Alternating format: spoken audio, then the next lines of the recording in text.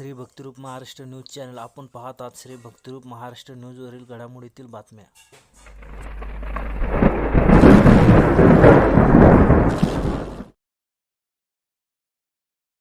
राज्यामध्ये वारकरी मंडळ स्थापन करण्याची घोषणा अर्थसंकल्पात केली होती.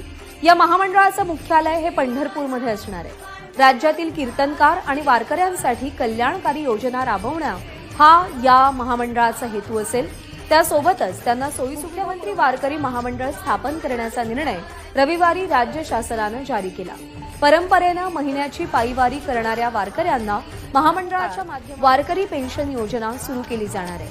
तसंच सर्वधर्मीय ज्येष्ठांना आता मोफत तीर्थयात्रा करता येणार आहे आणि यासाठी मुख्यमंत्री तीर्थदर्शन योजनेचा निर्णयही जारी केला.